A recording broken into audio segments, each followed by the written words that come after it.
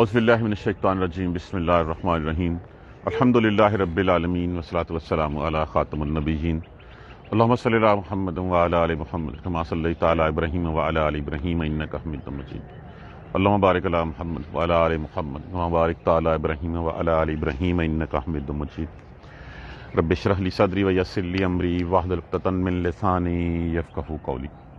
کل ہم نے آخری آیت میں پڑھا،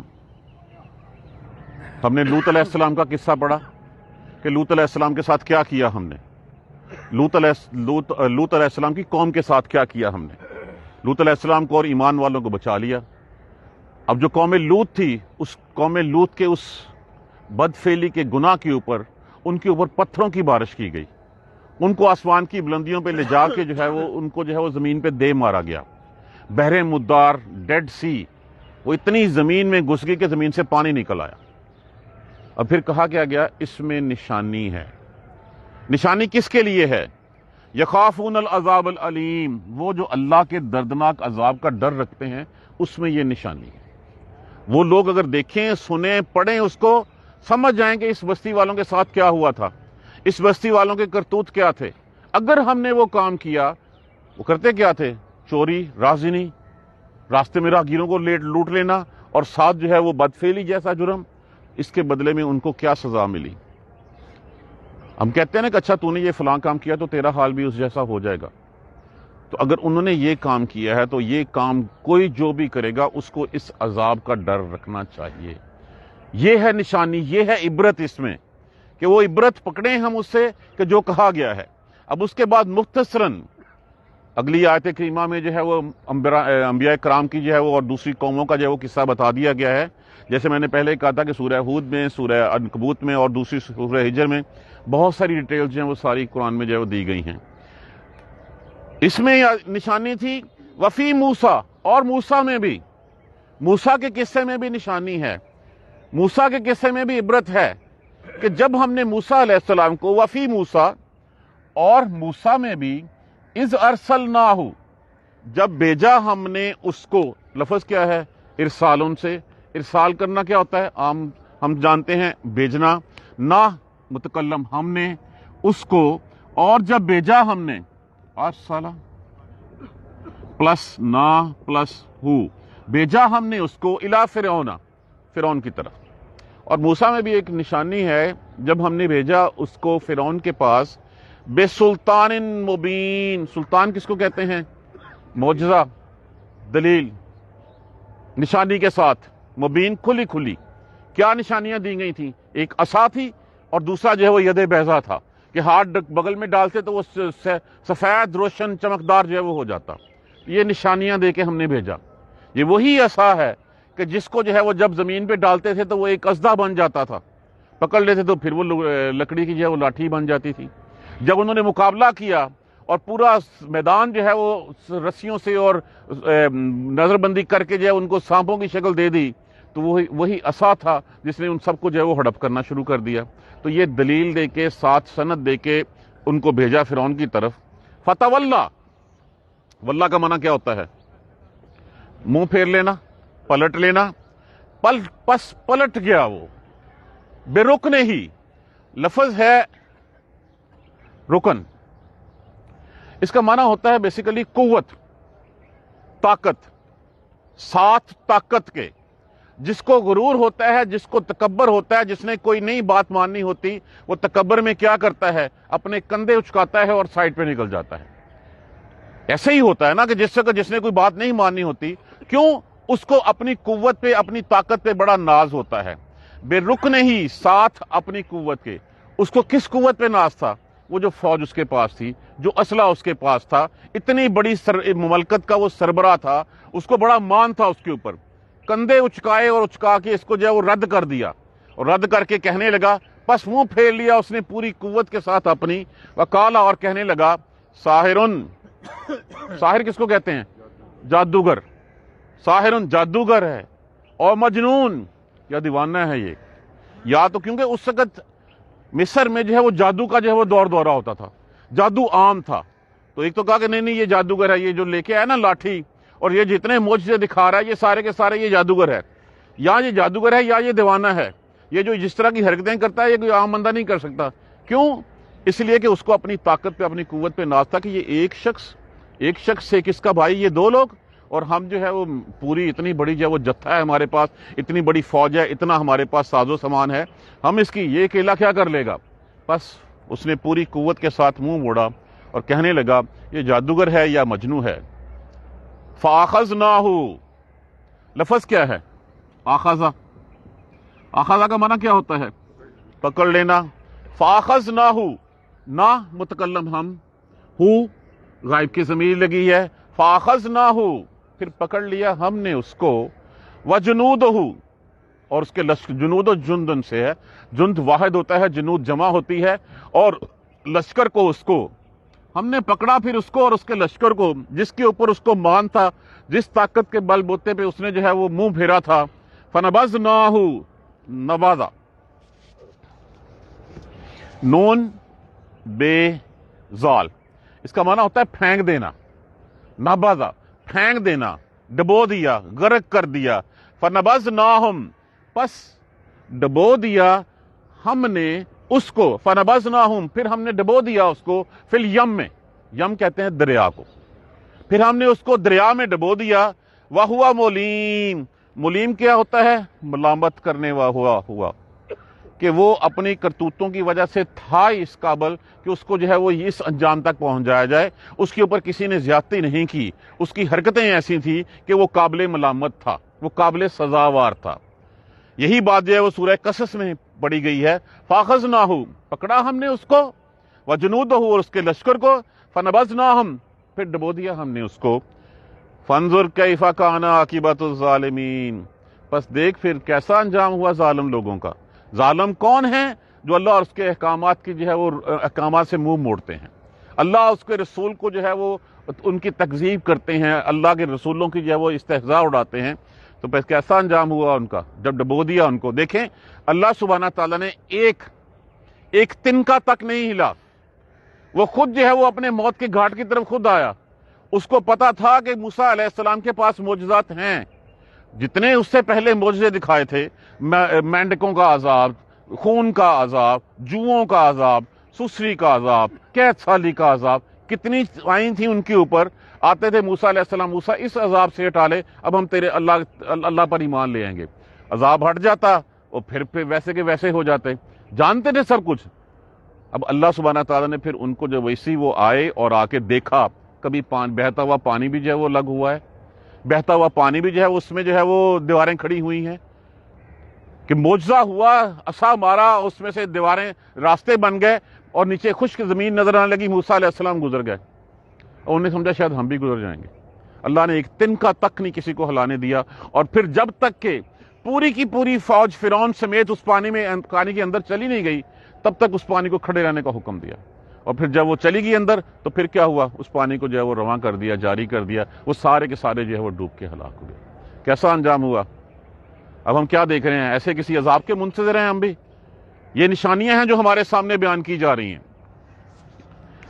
وفی عاد, اور اسی طرح قوم عاد میں بھی, نشانی ہے کہ عادیوں کے پاس جب اللہ سبحانہ تعالیٰ نے جو ہے وہ حضرت ہود علیہ السلام کو بھیجا, حضرت ہود علیہ السلام نے اللہ سبحانہ تعالیٰ کا پیغام کیا تھا, لا الہ الا اللہ کا پیغام, کہ کوئی الہ نہیں ہے سوائے اللہ کے. انہوں نے نہیں مانا, تکذیب کی حضرت ہود علیہ السلام کی, تکذیب کی اللہ کے پیغام کی. تو پھر کیا ہوا؟ اذ ارسلنا, جب بھیجی ہم نے, علیہم, اللہ کا معنی پر, ہم ان پر, ریح کہتے ہیں ہوا کو, اقیم, عین کاف میم, یہ لفظ جو ہے وہ حکم سے ہے.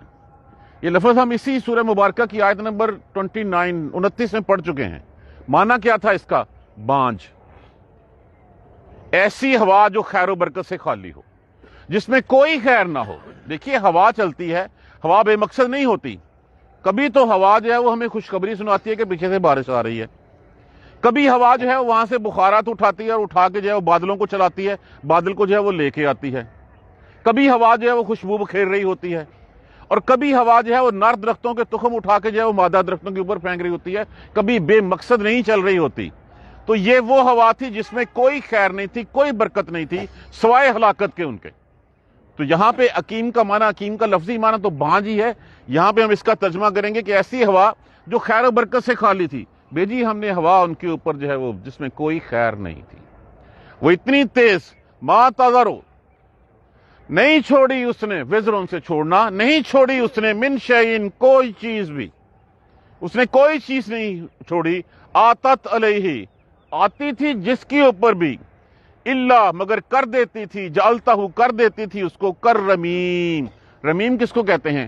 ریزہ ریزہ، چورا چورا، وہ جدھر سے گزرتی تھی ہر چیز جو ہے وہ تباہ کر کے رکھ دیتی تھی، چورا چورا، ریزہ ریزہ کر کے دیتی۔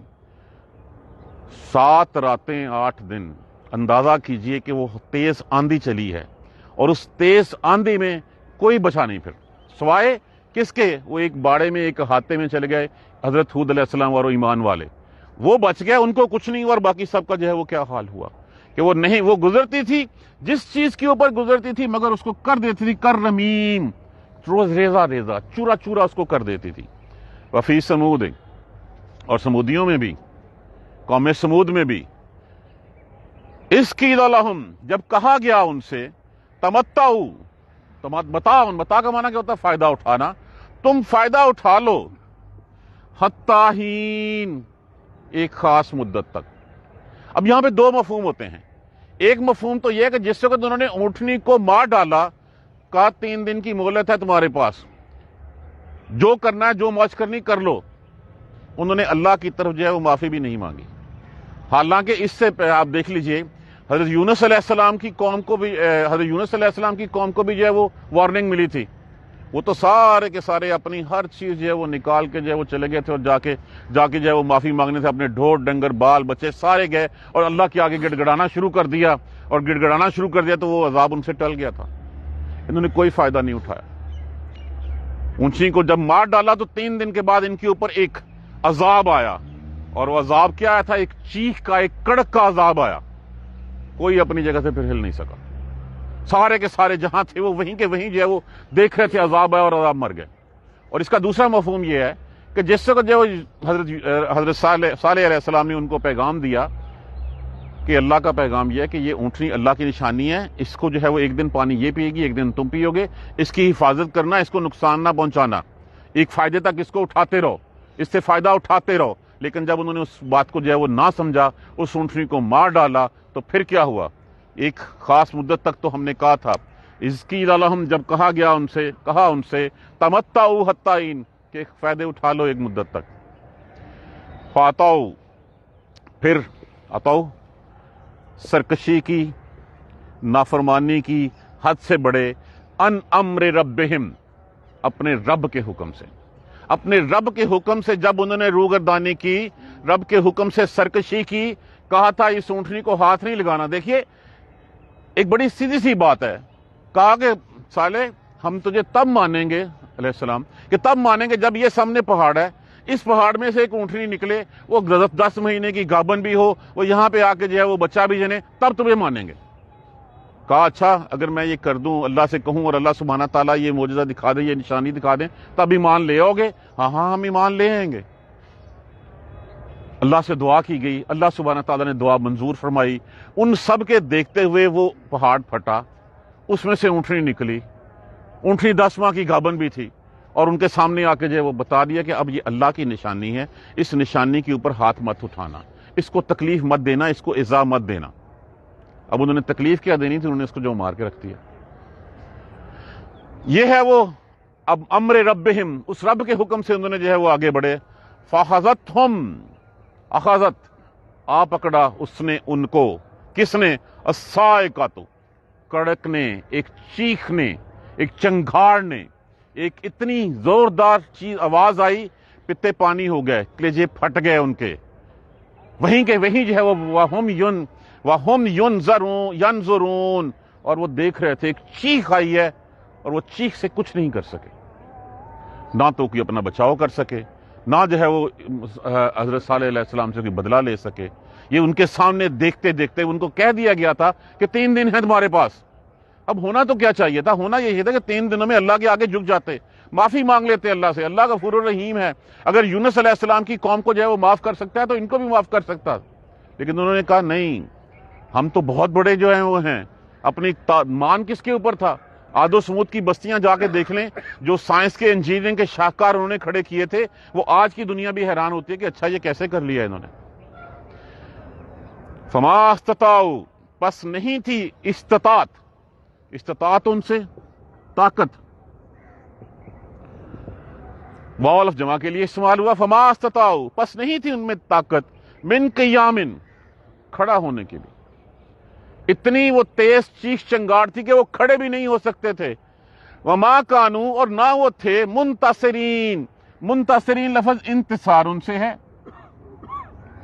اس میں 2 مفہوم پائے جاتے ہیں۔ ایک مفہوم اس میں جو ہے وہ بچاؤ کا پایا جاتا ہے کہ ان میں یہ بھی نہیں تھا کہ بچ کے کہیں سائڈ میں چلے جائیں، اور دوسرا انتصارن میں بدلہ لینے کا مفہوم بھی پایا جاتا ہے کہ وہ اس کے اوپر جو ہے کوئی بدلہ لے سکیں۔ وہ اپنا بچاؤ بھی نہیں کر سکے، وہ کھڑے بھی نہیں ہو سکے، اتنی بھی طاقت نہیں کہ وہ یکدم ایک چیخ آئی ہے، ایک کڑک آئی ہے، اور اس کڑک نے جو ہے ان کو ہلاک کر دیا۔ وہ دیکھ رہے ہیں کہ سارے بہن بھائی ادھر ادھر والے سارے گر رہے ہیں، مر رہے ہیں، کچھ نہیں کر سکے وہ۔ اسی طرح وہ قوم نوح، اور اسی طرح قوم نوح میں من قبل، اس سے پہلے بھی، اس سے پہلے قومیں، دیکھیے یہ عاد و سمود بات کی ہے، قوم نوح اس سے پہلے تھی۔ قوم نوح تو جو ہے وہ اس سے پہلے آئی، اور اس کے بعد اس میں سے پھر عاد و سمود کی جو ہے وہ اولادیں جو ہے قومیں نکلی ہیں۔ انہم، اور اس سے پہلے نوح کے ساتھ بھی ہم نے مختصراً بات اشارہ کر کے چھوڑ دی گئی، اس سے پہلے قوم نوح کے ساتھ بھی یہی کیا تھا۔